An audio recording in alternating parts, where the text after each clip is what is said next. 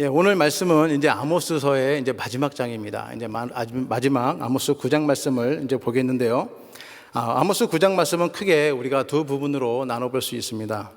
먼저 1절에서 10절까지 말씀을 보면은 아모스의 다섯 번째 환상의 이야기인데요. 이제 성전 파괴와 또 죽음에 대한 심판의 말씀입니다.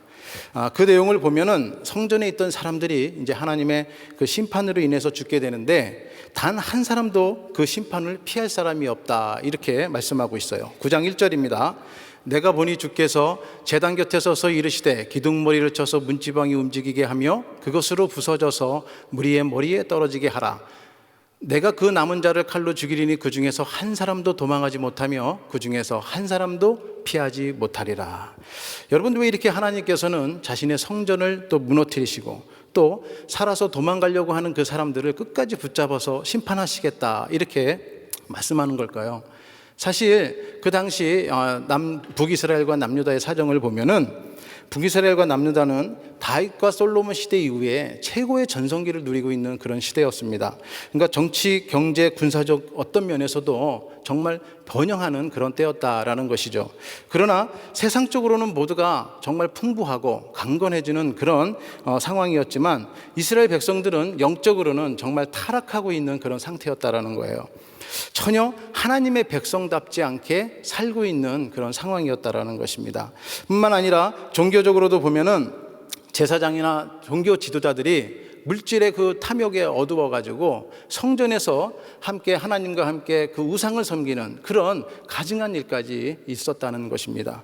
다시 말해서 남유다와 북이스라엘의 그 지도자와 백성들 그 모두는요, 돌이킬 수 없을 정도로 영적으로나 삶적으로나 모든 것이 타락되어져 있는 그런 상황이었다라는 것이에요. 한마디로 이 말씀을 표현하면은 하나님의 공의와 정의는 완전히 무너진 사회, 그런 무너진 사회가 되었다라는 것입니다.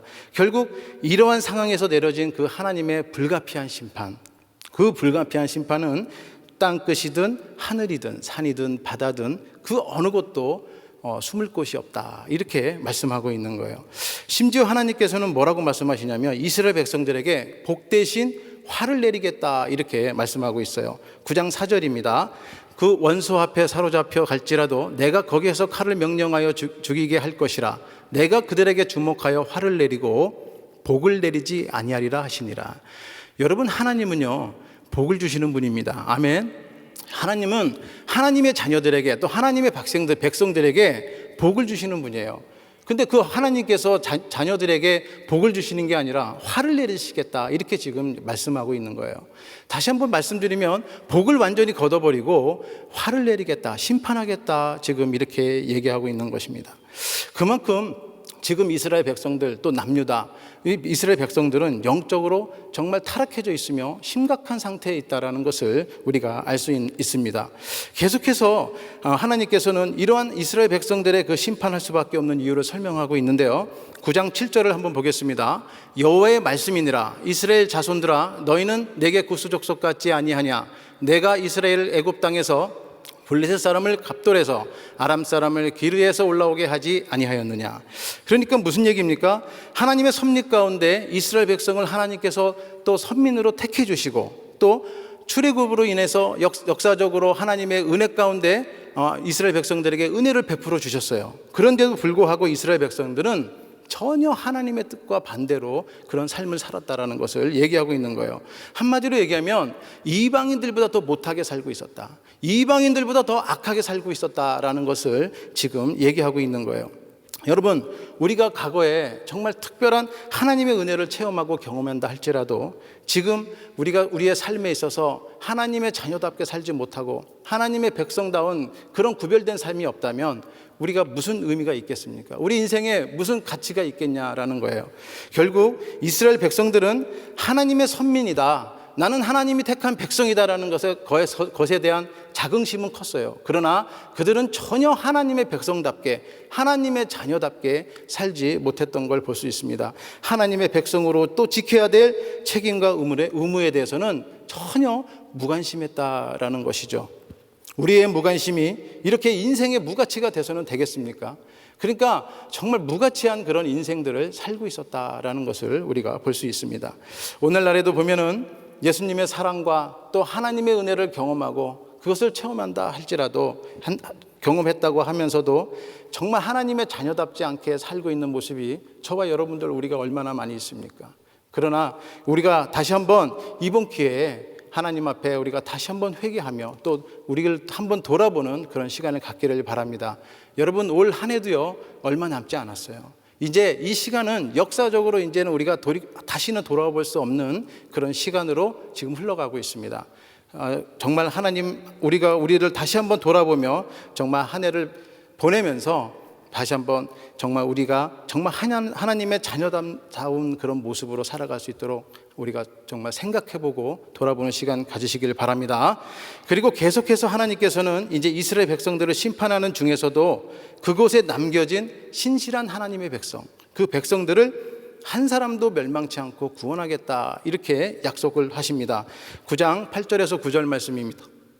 보라, 주 여호와의 눈이 범죄한 나라를 주목하노니 내가 그것을 지면에서 멸하리라. 그러나 야곱의 집은 온전히 멸하지는 아니하리라. 여호와의 말씀이니라. 보라, 내가 명령하여 이스라엘 족속을 만국 중에서 체질하기를 채로 체질함 같이 하려니와 그 한 알갱이도 땅에 떨어지지 아니하리라. 아멘. 여기서 온전히 멸하지 아니하리라, 이 말씀은요, 이스라엘을 반드시 하나님은 멸망할 수밖에 없어요. 그 죄악 가운데 있는 이스라엘을 지금 심판할 수밖에 없습니다. 그러나 하나님의 그 신실한 백성으로 끝까지 남아있는 자들에게는 비록 그 심판으로 인해서 환경이 어렵고 포로로 끌려가고 정말 어려운 고난 가운데 있는다 할지라도 하나님께서는 그 신실한 백성들을 끝까지 그 모두를 구원하시겠다, 이렇게 지금 약속을 하고 계신 겁니다. 다시 말해서 하나님의 심판으로 인해서 많은 사람들이 흔들리고 넘어지고 죽었어요. 그리고 어려운 환경에 처해져 있습니다. 그러나 끝까지 신실한 하나님의 백성으로 남아있는 그 하나님의 자녀들은, 하나님의 백성들은 비록 심판으로 힘들지만 그 고난 가운데서 정말 구원해 주시겠다, 이렇게 얘기하고 있는 겁니다. 정말 이 말씀을 보면요, 환경보다 더 중요한 것이 있다는 것을 우리가 깨닫게 됩니다. 여러분, 환경보다 더 중요한 것은 뭐냐면요, 하나님을 끝까지 신뢰하는 그 믿음을 갖는 거예요. 아멘. 환경보다 더 중요한 것은, 우리가 가져야 될 마음은 바로 이러한 하나님을 끝까지 신뢰하는 그 믿음을 갖는 것입니다. 지금 그 말씀을, 그 약속을 지금 하나님께서는 하고 있는 것입니다. 두 번째 9장 11절에서 15절 말씀을 보면은 이제 하나님께서 심판 이후에 행하실 그 회복에 대한 말씀입니다. 특별히 다윗 왕가를 이제 회복시키겠다, 이렇게 말씀하시고요. 또 그 백성들에게 다시 기업을 얻게 하실 것을 말씀하고 있어요. 9장 11절에서 12절입니다. 그날에 내가 다윗의 무너진 장막을 일으키고 그것들의 틈을 막으며 그 허물어진 것을 일으켜서 옛적과 같이 세우고 그들의 에돔의 남은 자와 내 이름으로 일컫는 만국을 기업으로 얻게 하리라. 이 일을 행하시는 여호와의 말씀이니라. 아멘. 그러니까 뭡니까? 이러한 이스라엘의 그 회복에 관한 하나님의 약속은 단면적으로 봤을 때는 이스라엘이 회복되는 것으로 우리가 볼 수 있습니다. 맞습니다. 그러나 궁극적으로 이러한 이스라엘의 그런 회복의 말씀은, 그 의미를 우리가 본다면은 이스라엘의 그 회복을 넘어 이것은 온 인류를 향한 그 메시아의 왕국이 도래할 거다라는 것을 예언하는 그런 말씀이에요. 단순히 포로에서 풀려나서 회복되는 그런 모습이 아니라 온 인류를 향한 그 회복을 의미한다라는 것입니다. 오늘날에도 보면은요, 이 예언의 말씀은 예수 그리스도가 이 땅에 오심으로 성취되었고요, 다시 오실 그 주님이 다시 오시는 그 재림의 그날에 모든 것이 완성될 줄로 믿습니다. 그러니까 이 회복은요, 단순히 이스라엘의 회복으로 끝나는 것이 아니라 그 회복을 시작으로 온 인류에 복음이 전해지고 하나님의 나라가 확장된다라는 거예요. 그것을 지금 말씀하고 있는 것입니다. 결국 하나님의 회복에 대한 이 약속의 말씀을 볼 때 바로 우리는 하나님의 심판의 목적은 뭐예요? 멸절이 아니라 회복이다라는 것입니다. 그 하나님의 심판의 목적은 회복에 있다라는 것을 우리가 잘 알 수 있습니다. 물론 전혀 돌이킬 수 없는 그런 타락한 그런 상황에서 정말 심판할 수밖에 없는 그런 상황이 될 수 있습니다. 그러나 하나님께서는 그날의 끝까지 남은 자들을 회복시키시고 그들을 통해 하나님의 구속사역을 끝까지 이어나가는 줄로 믿습니다. 이처럼 하나님의 구속사역은요, 이스라엘을 넘어 온 세상으로 퍼지게 되는 것입니다. 그래서 우리는 이러한 하나님의 약속의 말씀을 믿고 또 주님 오시는 그날까지 뜻을 이루는, 하나님의 뜻을 이루는 통로로 쓰임받는 저와 우리 여러분들이 되시기를 주님의 이름으로 축복합니다. 계시록 13장 11절에서 18절 말씀을 보면은요, 계속해서 그 사단의 핍박에 대해서 말씀을 하고 있어요. 특별히 본문에서는 땅에서 올라온 두 번째 짐승과 또 짐승의 표에 대해서 말씀하고 있는데요, 땅에서 올라온 짐승은 거짓 선지자를 상징합니다. 그리고 그 거짓 선지자는 교회에 들어와서 복음의 진리를 타락시키고 이제 성도들을 유혹하는 거죠. 뿐만 아니라 그 짐승들은요, 세상 사람들을 사탄에게 경배하도록 이렇게 막 강요하는 그런 말씀도, 강요한다고도 말씀하고 있는데요, 11절에서 12절 말씀입니다. 내가 보매 또 다른 짐승이 땅에서 올라오니 어린 양같이 두 뿔이 있고 용처럼 말을 하더라. 그가 먼저 나온 짐승의 모든 권세를 그 앞에서 행하고 땅과 땅에 사는 자들을 처음 짐승에게 경배하게 하니 곧 죽게 되었던 상처가 나은 자니라. 여기서 어린 양같이라는 이 말씀을 보면은요, 분명히 어린 양은 아닌 것 같습니다. 어린 양 같다라고 이렇게 표현하는 것을 보면은 어린 양은 아니죠. 다시 말해서 이 두 번째 짐승은 뭐냐? 바로 어린 양 예수 그리스도를 모방한 바로 거짓 선지자라는 것을 우리가 분명하게 알 수 있습니다. 그리고 이 짐승은요, 그뿐만 아니라 이적을 행한다는 거예요. 이적을 행하며 경배하지 않는 사람들을 유혹하고 또 그들에게 경배하지 않는 사람들을 죽인다, 이렇게 말씀을 하고 있어요. 13장 14절에서 15절입니다. 짐승 앞에서 받은 바 이적을 행함으로 땅에 거하는 자들을 미혹하며 땅에 거하는 자들에게 이르기를 칼에 상하였다가 살아난 짐승을 위하여 우상을 만들라 하더라. 그가 권세를 받아 그 짐승의 우상에게 생기를 주어 그 짐승의 우상으로 말하게 하고 또 짐승의 우상에게 경배하지 아니하는 자는 몇이든지 다 죽이게 하더라. 그러니까 사탄은 뭐예요? 세상의 것들로 모든 사람들을 유혹한다는 거예요. 이 세상의 모든 것들을 가지고 이 공중공세 잡은 이 사탄은요, 이 세상의 것들로 사람들을 유혹하고 또 사람들을 신앙을 갖지 못하도록 그렇게 강요하며 나간다는 거예요. 그리고 그들을 자신의 사탄들에게 우상에게 경배하게 하고 그들을 결국은 자신의 말들을 들지 않는 사람들을 죽인다라는 것이죠. 결국은요, 다 지옥으로 끌고 간다는 거예요. 결국 이런 말씀을 지금 하는 것입니다. 사랑하는 성도 여러분, 우리가 여기서 정말 중요하게 생각해야 될 것이 한 가지가 있는데, 여기서 죽임을 당하는 사람들은요, 불신자를 얘기하는 거예요. 우리는요, 예수 그리스도를 믿고 하나님의 자녀가 된 사람들은요, 사탄이 우리의 생명을 함부로 해칠 수가 없는 것입니다. 아멘. 이걸 여러분 믿으시기 바랍니다. 하나님의 자녀로 된 우리 모두는요, 하나님의 자녀가 된 우리 모두는 사탄이 우리의 생명을 취할 수가 없다라는 거예요. 왜냐하면 이미 우리는 죄의 종에서 하나님의 자녀가 됐어요. 아멘. 그리고 사망에서 어떻게 돼요? 영원한 생명으로 이미 우리는 옮겨졌다는 겁니다. 이미 우리는 하나님의 소유로 된 줄로 믿습니다. 그렇기 때문에 사탄이 마음대로 자기의 결정대로 우리의 생명을 취할 수가 없다라는 거예요. 요한복음 11장 25절에서 26절에도 보면은 예수께서 이르시되 나는 부활이요 생명이니 나를 믿는 자는 죽어도 살겠고 물은 살아서 나를 믿는 자는 영원히 죽지 아니하리니 이것을 내가 믿느냐. 아멘. 이렇게 얘기하고 있습니다. 그러니까 우리가 이 땅에서 육신을 가지고 예수 그리스도의 그를 믿음으로 하나님의 자녀가 돼서 살아간다는 건요, 여러분 큰 축복인 줄로 믿습니다. 그래서 우리가 이 말씀을 통해서 우리가 깨닫는 것은 뭐냐면 바로 이 전도를 해야 되는 이유가 무엇인지를 우리가 깨닫게 되는 거예요. 그래서 그 마지막 때가 되면요, 이제 이 전도에 더 힘써야 되는 겁니다. 전도에 더 힘쓰고 정말 전도를 하기 위해서 우리가 목숨 걸고 복음을 전하는 일에 우리가 최선을 다해야 되는 줄로 믿습니다. 오늘 저에게 주신 한 구절 말씀은 아모스 9장 14절 말씀입니다. 내가 내 백성 이스라엘이 사로잡힌 것을 돌이키리니 그들의 황폐한 성읍을 건축하여 거주하며 포도원을 가꾸고 그 포도주를 마시며 가원들을 만들고 그 열매를 먹으리라. 여러분, 이 말씀은 이제 심판 이후에 이제 이스라엘 백성들의 그 회복에 대한 그런 말씀입니다. 특별히 바벨론 포로에서 돌아온 이스라엘 백성들, 그 백성들을 이제 본국으로 이제 돌아오게 하는 그런 회복의 말씀이죠.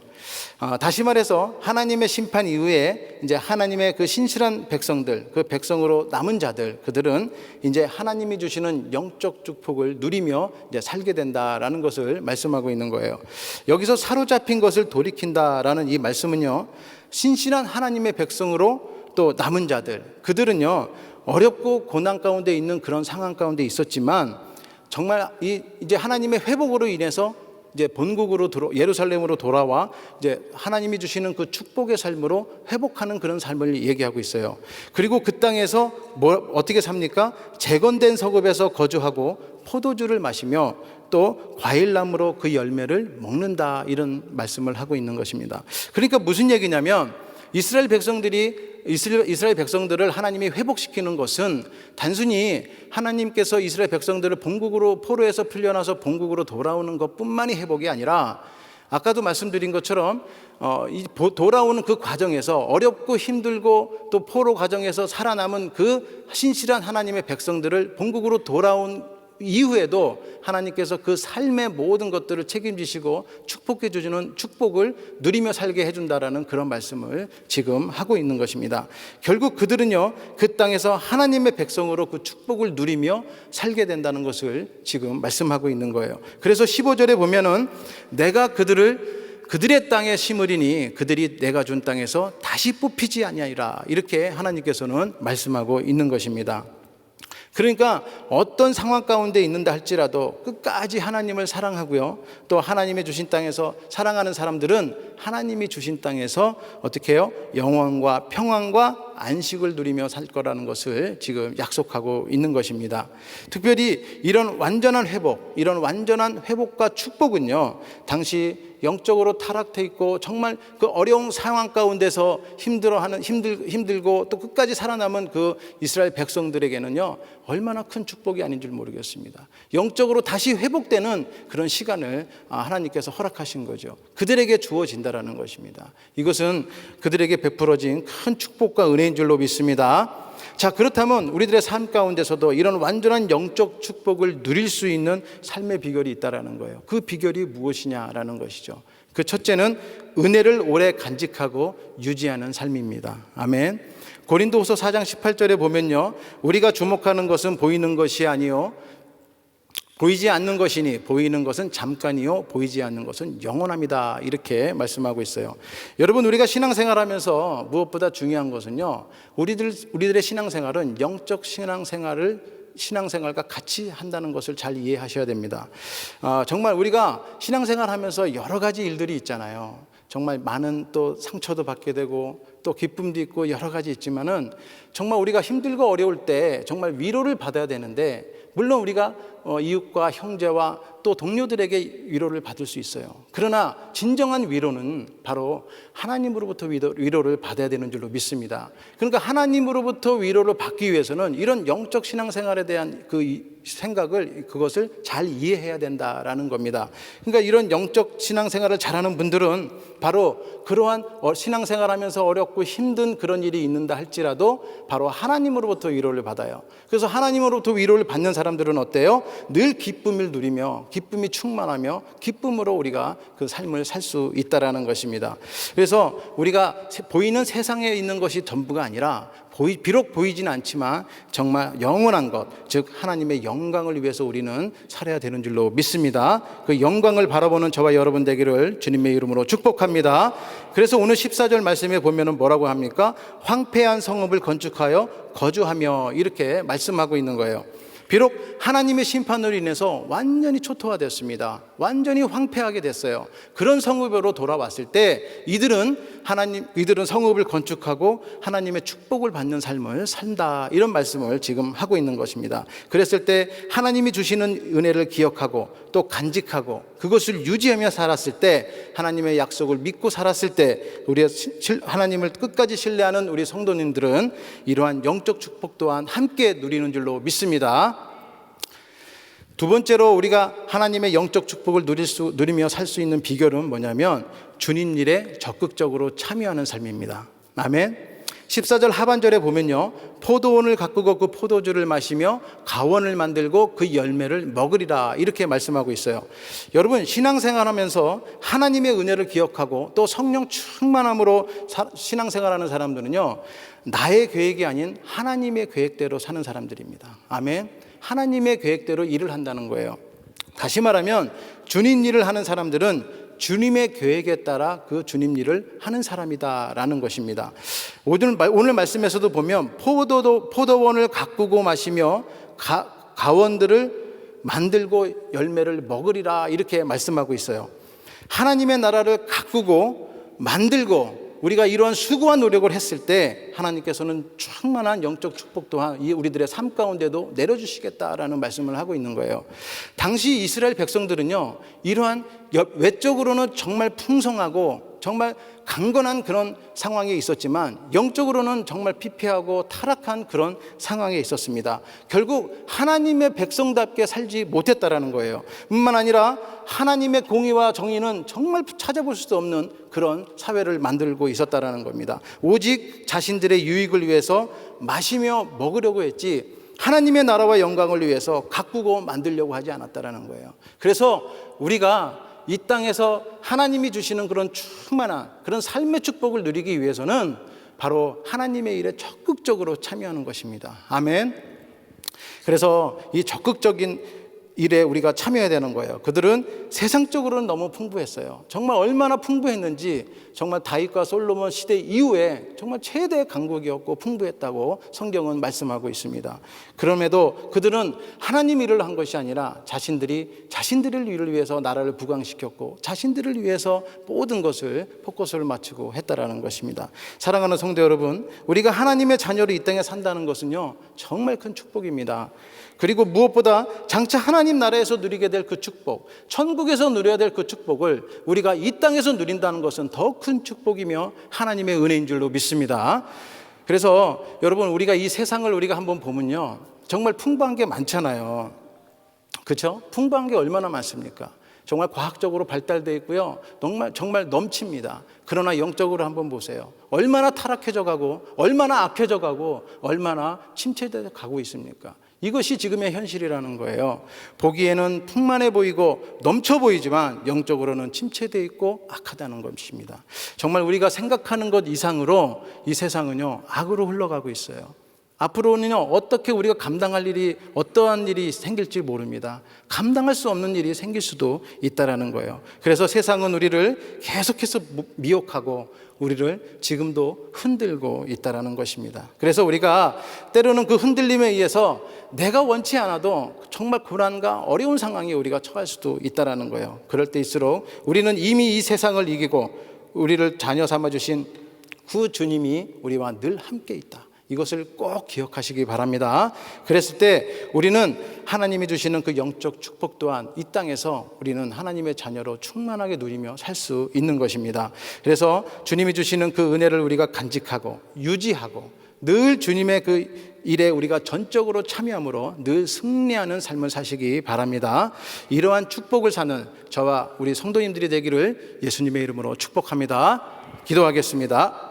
하나님 아버지 감사합니다. 하나님께서 축복하셔서 저희들 또 이렇게 귀한 은혜의 말씀으로 허락하심을 감사합니다. 무엇보다 우리가 받은 은혜 늘 기억하며 또 유지하며 또 살아갈 수 있도록 인도하여 주시옵소서. 또한 아버지 우리가 주님 일에 적극적으로 참여해서 정말 주님 나라와 영광을 위해서 복음이 온 세계에 전할 수 있도록 우리를 사용하여 주시옵소서. 감사드리며 예수님의 이름으로 기도드렸사옵나이다. 아멘. 아멘. 우리 들으신 말씀 생각하시면서 오 신실하신 주 함께 찬양하시겠습니다.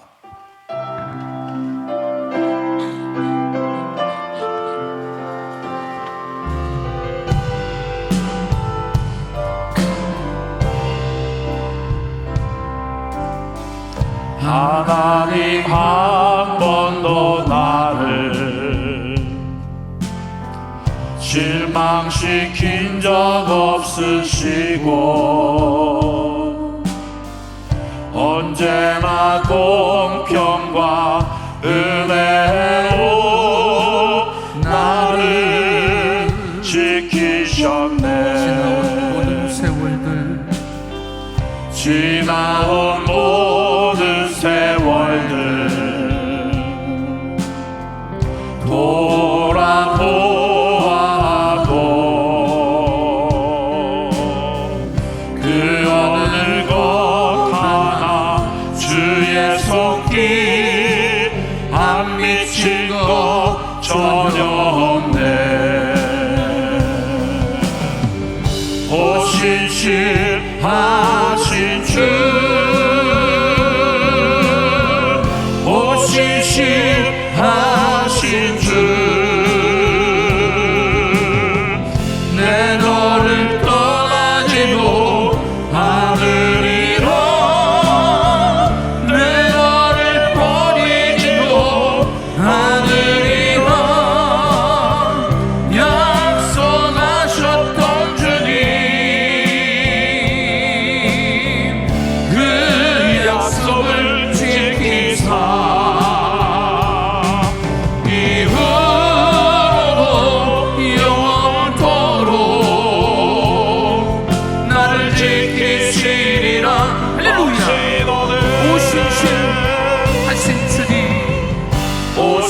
신실하신 주, 오 신실하신 주, 내 너를 떠나지도 않으리라, 내 너를 버리지도 않으리라. 약속하셨던 주님, 그 약속을 지키사 이후로도 영원토록 나를 지키시리라 확신하네. 오늘도 귀한 말씀을 통해서 하나님의 은혜를 주셨습니다. 영적 축복을 누리며 사는 비결을 말씀해 주셨습니다. 오늘 우리 가운데 영적 축복을 누릴 수 있는 비결은요, 우리의 삶 가운데 은혜를 오래 간직하는 것입니다. 그러기 위해서 우리 가운데 흘러 떠내려가는 것이 없는 것인가 한번 점검해 볼 필요가 있는 것 같습니다. 그래서 늘 하나님의 위로와 하나님의 말씀과 하나님의 능력으로 충만해야 우리 가운데 은혜를 유지할 수 있을 뿐만 아니라, 두 번째는요, 유지하는 것으로 끝나지 않고 매일매일 우리가 주님의 일에 적극적으로 참여할 때 나의 계획이 아니라 하나님의 계획을 가지고, 그리고 우리의 삶 가운데 하나님의 영적 축복을 누리는 삶을 살 수 있다고 말씀해 주셨습니다. 오늘 이 아침에 우리 함께 기도하며 나가기를 원합니다. 하나님, 우리가 성읍을 건축해도 거주하지 못하고, 포도원을 가꿔도 그것을 마시지 못하고, 과원을 만들어도 열매를 먹지 못한다면 어떻게 되겠습니까? 하나님, 하나님의 땅에 회복시키셔서 뽑히지 않고 평온과 안식을 누리는 삶, 이것이 바로 하나님의 백성에게 주신 약속의 축복 아니겠습니까? 하나님 주신 것 마음껏 누리기 위해서 우리의 삶 가운데 은혜를 유지케 하시며 주님의 일에 적극적으로 참여함으로 말미암아 매일매일 영적 축복을 누리는 우리 삶이 되게 도와 주시옵소서. 우리 같이 한번 주의 이름 부르고 기도하시겠습니다. 주여, 주여, 주여. 하나님 아버지 감사합니다. 이 아침에도 하나님의 한 말씀을 통하여 다시 한번 하나님 앞에 나갈 수 있는 은혜와 능력 주셔서 감사합니다. 하나님의 백성이 하나님의 음성을 듣지 못하고 망하고 실패하고 넘어질 수밖에 없었지만, 하나님은 은혜를 주셔서 하나님의 백성을 회복시키시고 인도하심을 감사합니다. 하나님, 그렇습니다. 성읍을 건축하며 그것을 거주하며 아버지 포도원을 가꾸며 그것을 마시며 과원을 만들고 열매를 먹는 하나님의 백성들 뿐만 아니라, 그들의 땅에 뽑히지 않고 하나님 평온과 아버지 하나님뿐만 아니라 영적 안식을 누릴 수 있는 하나님의 백성들 되기 위해서 오늘 하나님이 주신 하나님의 은혜를 누리며 나가기 원합니다. 하나님, 하나님의 말씀의 은혜와 능력이 심령과 내 임하게 도와 주시옵소서. 오늘 나에게 주신 믿음의 삶에 적극적으로 참여하게 하시고, 하나님의 계획이 아버지 끝도 이루며 살아가도록 역사하시고 인도하셔서 우리 한 사람 한 사람 매일매일 하나님의 영적 축복을 누림으로 말미암아 주님 오심을 준비하며 주 영광 가운데 승리하며 살아도록 역사하시고 인도하여 주시옵소서. 주님을 찬양합니다. 주님만 영광받아 주시옵소서. 하나님 참 감사합니다. 이 새벽에도 하나님 귀한 종을 통하여 하나님의 음성을 들려주심을 감사합니다. 그렇습니다. 우리는 하나님의 영적 축복이 없으면 살아갈 수 없습니다. 아버지, 껍데기인 우리 외적인 모습은 내려놓게 하시고 우리 중심을 주 앞에 올려드리며 나가게 도와 주시옵소서. 여로보암 2세 때 하나님 북이스라엘은 많은 것을 누렸으나 하나님 정말 벗은 것처럼 아버지 피폐하고 아버지 정말 영적으로 낭망될 수밖에 없는 상황에 하나님의 사람을 통하여 남유다에서 하나님의 사람을 보내셔서 영적으로 회복시키기 원하는 하나님의 음성을 주신 것처럼, 하나님 이 시대에 우리가 많은 풍요함을 누리고 있지만 영적으로 나태하고 엎어져 있고 힘든 삶이 있다면 이 말씀을 통하여 다시 한번 돌이킴을 말미암아 하나님 영적 축복을 누리는 우리 삶이 다 되도록 축복하여 주시옵소서. 그래서 매일매일 아버지 은혜를 유지하는 삶을 살게 하시고, 그러기 위해서 말씀과 기도로 살게 하시고 기도의 무릎을 꿇게 하시고 하나님의 음성을 구하며 달려가도록 역사하여 주시옵소서. 그래서 늘 하나님의 위로와 하나님의 기쁨으로 충만하여 하나님의 뜻 이루며 살아가도록 인도하여 주시옵소서. 뿐만 아니라 하나님 매일매일 나에게 주어주신 주님의 일에 아버지 적극적으로 참여하게 하시고, 그런 말미암아 하나님 가꾸고 아버지 하나님 만들고, 그래서 하나님 정말 하나님의 풍요를 마음껏 누릴 수 있는 믿음의 종들 다 되게 도와 주시옵소서. 그런 말미암아 주님 오시기를 준비하게 하시고 마지막 세계 선교 마무리에 쓰임받는 믿음의 지체들 다 되도록 인도하여 주시옵소서. 산성에서 마지막 GTD 198기 진행되고 있습니다. 마지막 마지막 시간까지 한 분도 예외됨 없이 하나님 만나시고 말씀하시고 역사하시고 축복하여 주셔서 삶에서 돌이키게 하시고 하나님의 은혜를 누리게 하시고 회복과 치유를 경험케 하시며 그런 말미암아 하나님의 영광이 심령 가운데 넘쳐나도록 인도하여 주시옵소서. 이제는 우리 주 예수 그리스도의 은혜와 우리를 극진히 사랑하시는 우리 하나님의 그 크신 사랑하심과 성령님의 내주 역사 교통 충만케 하시는 은혜가 오늘 이 시간 하나님의 주시는 영적 축복을 누리며 믿음으로 살며 주님 오시기를 준비하며 살기로 결단하는 믿음의 종들 머리 위에 이제부터 영원히 함께 하시기를 간절히 축원하옵나이다. 아멘.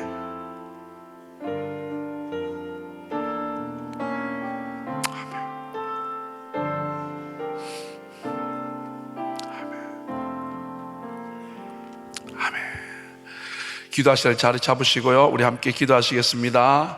우리 한국과 미국과 또 선교지, 또 귀한 우리 선교사님들, 또 우크라이나로서 기도해 주시고 오늘 GTD 199기 마지막 날입니다. 하나님 한 분 한 분 귀한 은혜를 누리게 도와달라고 기도해 주시고 또 여러분이 섬기시는 것과 여러분이 기도 제목을 놓고 같이 기도하시기를 바랍니다. 우리 주의 이름 부르고 기도하시겠습니다. 주여 주여 주여. 하나님 감사합니다.